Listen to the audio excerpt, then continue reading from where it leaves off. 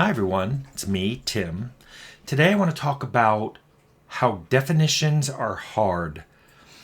And I'm going to subtitle this, Why a Game Director is Necessary. What I'm going to talk about today is why it is so incredibly hard to define something, a term, a concept, an object. People frequently argue not because they believe different things, but because they're using different definitions of words, of concepts, and they're kind of talking past each other. And this happens a lot in the game industry. And some of you are probably going, it's not hard to define a term. That's how you start. You define your terms and then you move on from there. No, it is really, really, really hard to define something. And people will disagree on the most basic, fundamental of definitions. So I want to tell you a story first before I dive into the game development parts of here. Really, Tim, tell a story. So the very first day of an AI class I had in college, the teacher posed a question to the class. And this was a 90-minute class, and this is all we talked about. What he said was, I want you to define a cup. What is a cup? And he said, and just to put a restriction, you have to define it in a way that we could program a computer to follow your rule. So it can't be full of other definitions of things or other concepts of things that a computer would have no idea what it is. It has to be a very, very, very specific definition. And he said, here's what I'm going to do. You guys are going to throw out a definition. I'll write it on the board, and then I will throw out counterexamples. And then you guys can think for a while, and we can change the definition. We'll try to hone in on the definition of a cup. So almost immediately, somebody went, that's easy. A cup is a concave object that can hold liquid. And he wrote it on the board and then immediately turned around and read, so like a swimming pool is a cup. And the kid was like, no. And he goes, it is a concave object that holds liquid. It meets your definition perfectly. And so the kid was like, So somebody else went, it's a concave object that can hold liquid that you can hold. And so the professor added that you can hold to the end of the definition and then turned around and said, like a bucket. And then that person was like, And so people were thinking about it. And then some woman went, well, wait a minute. It can only hold a few ounces of liquid. So all the previous definition, it's a concave object, can hold a liquid that you can hold, and it only holds a few ounces of liquid. And so he added that to the definition. And then he turned around and he said, okay, so like a plate.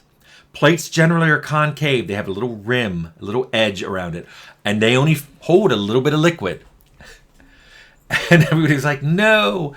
This led to just a sequence of repeated definitions of trying to hone in on exactly what a cup was. It led to discussions of minimum and maximum dimensions, as well as a range of slopes for the concavity. It couldn't be too shallow, but it couldn't be too steep either. Because at one point I remember somebody defined it as minimum this, and then he went, a test tube. Like, no. So it just kept going. Now what's interesting is, like I told you, this was a 90-minute class of college students who'd already studied engineering and higher math and humanities and programming and just all these things.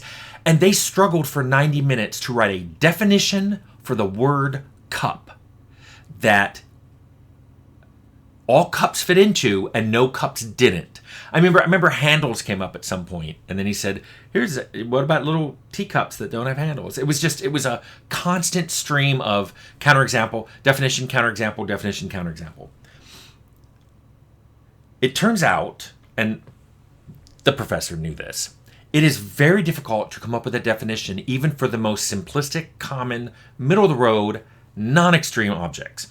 Paradoxically, sometimes something extreme is a little easier to define because it's a narrower, specific thing. But even those can be hard to define. I know, and I'll put a link below, I did a video where I said, I'm going to try to define an RPG. Because people argue to this day what an RPG is. Is this game an RPG? Or is it something else with RPG elements?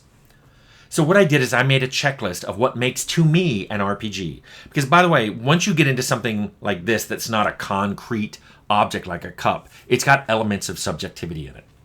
So I made a checklist, and I called it a continuum of things.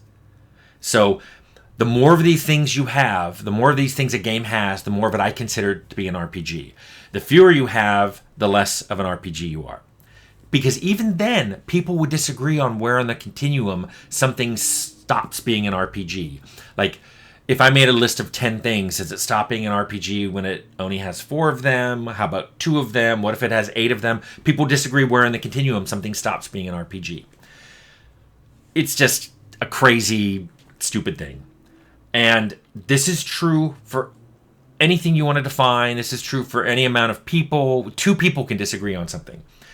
This is why I've always felt that committees make bad games. Because if you think you can get a committee of people, a group of people, to agree on a definition, and then from there to a whole bunch of game features that depend on definitions, you've never been in a high-level game design meeting.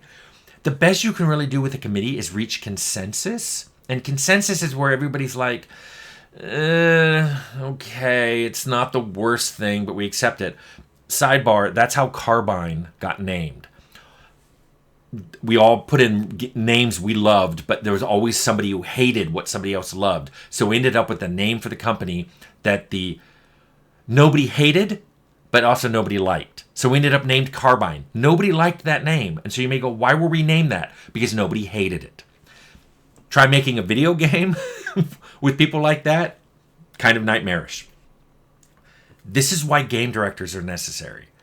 And I highly recommend that you watch all the game director videos I have below. There's a bunch of links. Because what a game director does is the game director says the buck stops here. We are going to stop talking about this, and I'm going to be the final say on what this thing is. The conversation's over, a decision's been made, we can continue going. What's great about this, and I talked about it in one of my follow-up videos, and I can't find which one, I mentioned that just having me as the project leader on Fallout sometimes meant that arguments got resolved before they came to me. Because if like a designer and an artist were arguing on the correct way of doing something, they knew if they brought it to me, they would have no idea how I'd resolve it. Because I used to tell them, I'm just going to pick the one that's easier for me to code. But they didn't know how to code, so they didn't know what that meant. So they tried to agree with each other before it got out of control, and they brought it to me, and I'm like, we're doing this, because I can code that this afternoon. Now, I have worked in situations with multiple game directors. I mentioned The Outer Worlds. Leonard and I were both game directors on that. But that only worked because we'd worked together in the past and we knew each other really well. But the main reason it worked was because we had very clearly defined roles. If it was programming or system mechanics, the buck stopped with me. If it was art or narrative, the buck stopped with Leonard. And we didn't try to step on each other. Now, we both worked on story together, but that was something we did right at the beginning, and then Leonard kind of took off with it. So I've tried to talk, like I mentioned, about what makes a good GD, and there's links below on how to be a good game director, parts 1 and 2, and also how a game director and ego, how those two things interact and how you manage that. But remember that just like an RPG, it's a continuum. There's a whole range of good game directors out there. There's no one way to be a good game director. And there's no way to say, well, this person doesn't do this thing, so he or she is going to be a bad game director. No. It's a continuum. And like I said, sometimes being a good game director means having people decided among themselves for fear that you as the game director will make a decision they both don't like. So just like Carbine's name, sometimes people will work things out just because there's someone above them who go, if you don't work this out, I'll decide. Now, some of you out there going, this is never going to apply to me because I'm a solo developer. You're right. If you're a solo developer, you will never have to make decisions like this. You're going to ship your game, though, and people who play your game are going to fundamentally disagree with decisions you made. And as you should be able to tell from all the videos I've made, There is absolutely no game feature that everybody agrees is 100% good and 100% bad. But I warn you, once you get past game development, even if it's just two people working on the game, they will disagree, and you need someone who can make the final decision. If they're even with two people, and you decided we're just going to have equal say, you're going to get stuck. One of the reasons I like Troika having 3 people was if we couldn't decide something and it went down to a vote, it was always going to have a majority. It was either three against 0 or 2 against 1. There were no other ways that could work out. So, what do I want you to walk away with knowing from this video? 2 things. 1, don't always assume people will agree, even on the most basic, fundamental terms of your game. And 2, always have someone who can resolve and make the final decision. Because remember, people can't even agree what a cup is.